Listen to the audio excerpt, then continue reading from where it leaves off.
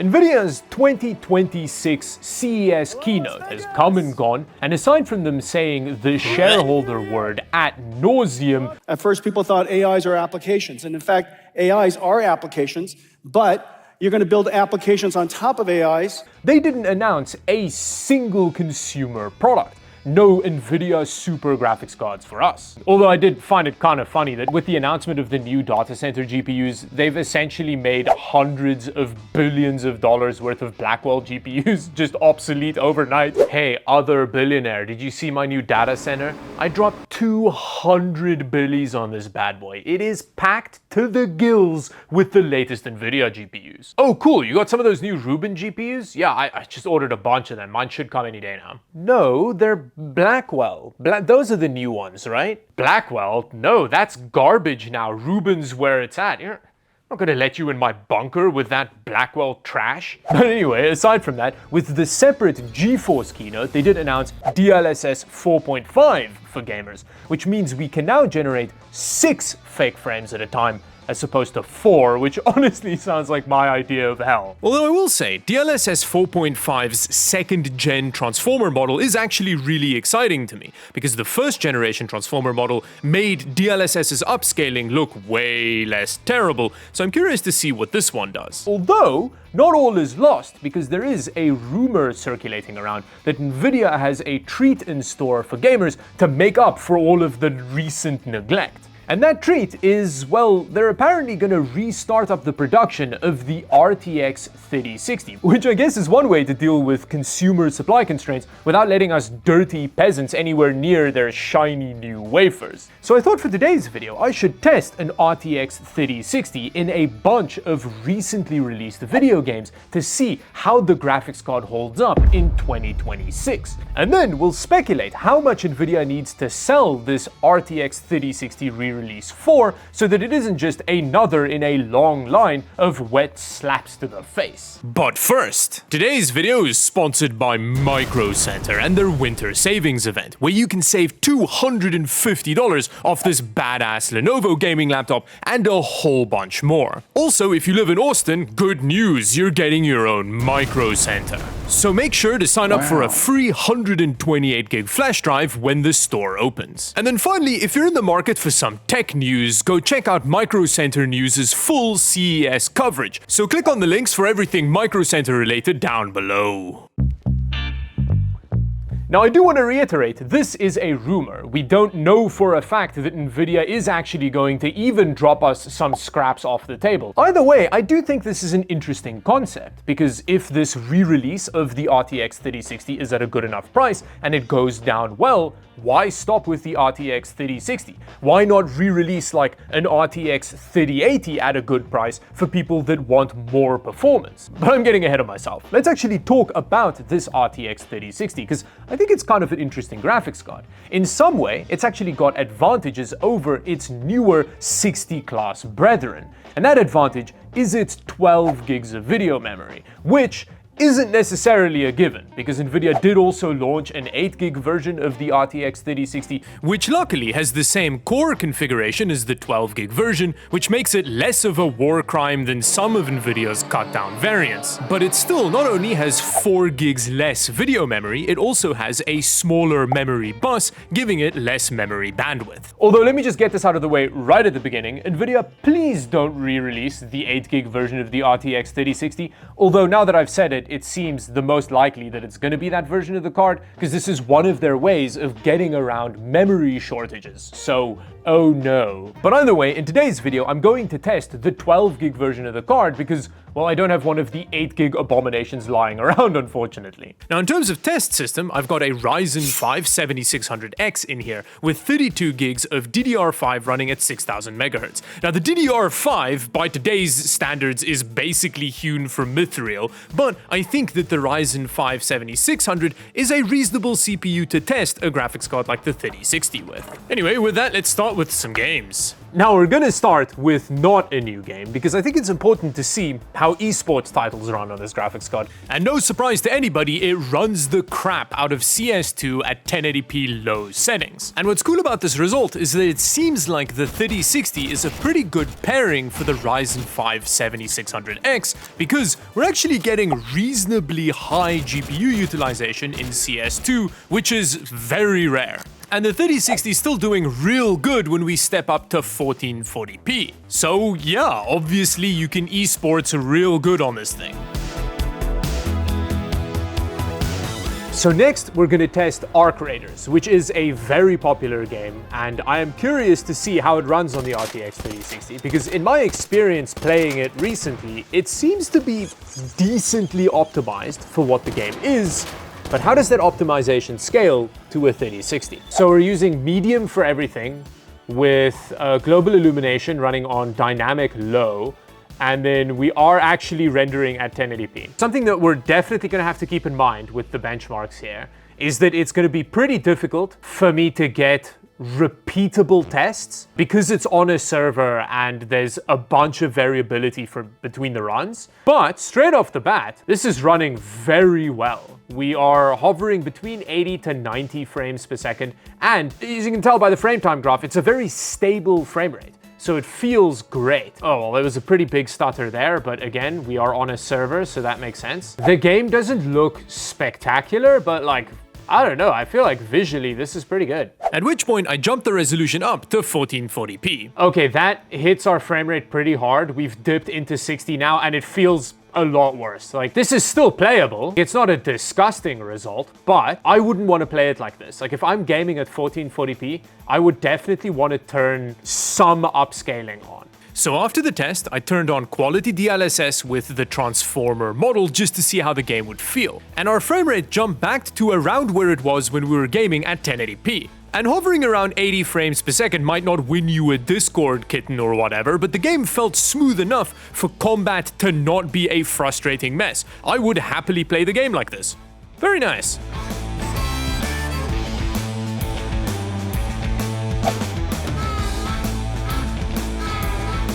Now, straight off the bat with Battlefield 6, I ran into some secure boot issues, which was especially annoying considering that I couldn't find the setting in the BIOS of my NZXT motherboard. And after a whole bunch of struggling and wildly unhelpful Googling, I ended up updating the BIOS on the NZXT motherboard, which materialized the correct setting so we could play some Battlefield 6. Okay, there we go. Battlefield 6 is launching. That was really annoying, but we figured secure boot out. Compiling shaders. In terms of settings, I'm starting off with 1080p high preset and no upscaling. Okay, now again, with Battlefield 6, we are doing surprisingly well. This is at 1080p high settings, and the 70 to 80 frames per second felt decently playable, at least in this single-player campaign mode. We'll test multiplayer a bit later. But here, our frame time graph is smooth as silk and it feels very usable. Okay, so 1080p went pretty well. Although, I don't think we have that much headroom to move into 1440p, but let's see how the card handles it. I mean, honestly, it's not doing that bad. I think with just a hint of upscaling, this will even be kinda usable at 1440p. However, switching over to multiplayer, I immediately turned quality DLSS on, and aside from some issues with claymores, what is the range on that claymore? That's so stupid, what the fuck? The game was running fine, but honestly, I wouldn't want to play it like this. However, dropping down to 1080p with quality DLSS gave me a big enough frame rate jump to make the game feel usable in multiplayer. It's not a spectacular experience, I'd probably drop the graphics settings to like medium or something, but it is very usable. Next, we're doing Half-Life 2's RTX mod, which may be a little bit brave here, but I'm curious to see how the 3060 handles one of these dominatrix tech demos so that we can get a rough idea of what kind of future-proofing we're working with here. So I think it was Alt-X is this menu. Transformer model, obviously. And then aside from our quality DLSS at 1080p, I dropped the render preset to high settings, hoping that would be fine. Oh, it is not going great. Maybe quality is too brave. Maybe we want to do balanced. Yeah, that's a little bit better, but we're just over 30 frames per second, which I don't know, man. This is kind of crazy. Now, for some godforsaken reason, the Oblivion remaster wouldn't let me change the resolution. I could only use 1440p. So in order to simulate 1080p, I was using DLSS quality at 1440p, which I'm pretty sure uses the base resolution of 1080p for the upscale. And then I used the medium quality preset. Okay, so at 1080p medium settings, the game is running fine-ish. We're getting between 40 and 50 frames per second out here in the wilderness. I will say, it kind of looks like butt cheeks. Not visually impressive what's happening here, but we can play an Unreal Engine 5 remastered game at 1080p with the little 3060. Oh yeah, playing a summoner is such cock gameplay. You just summon a thing and then watch it play the game for you. But yeah, so this is usable. And then finally, we're doing Stalker 2 at 1080p medium settings, and it's running suspiciously well. Turns out my settings didn't apply. Okay, that makes a lot more sense. I mean, it's still pretty good, like 60 frames per second, that's not bad. This is 1080p medium though, so the graphics settings aren't super aggressive. But with a little bit of DLSS, this is going to be a very playable experience. So again, with this card, even with more demanding games, it's pretty solid. Okay, so at least at 1080p, the RTX 3060 is still holding up pretty solidly in 2026, which means the main hurdle that Nvidia is going to have to attempt to not shatter both its kneecaps falling over is the pricing of this thing. And I'm pretty worried about the pricing, because you can still buy new RTX 3060s from like Amazon or whatever, but they're still selling for around their original MSRP, between like $320 and $360 depending on the version. And I think the best way to illustrate how much of a problem this pricing is by comparing the 3060 to another cheaper current gen Nvidia graphics card, the RTX 5050, which has an MSRP and is available at the moment for about $250 US. So let's see how they compare. With CS2 at 1080p, the 5050 has a tiny lead, but the two are functionally identical. However, you've got to remember that CS2 is wildly CPU bound. Although despite that, jumping up to 1440p barely extends the 5050's lead, but it is a little bit ahead of the 3060. Moving over to Arc Raiders, the 5050 has a reasonable lead over the 3060, moving from about 90 frames per second to about 110, which is a way more noticeable difference than what we saw in CS2, and subjectively that difference gets even bigger at 1440p.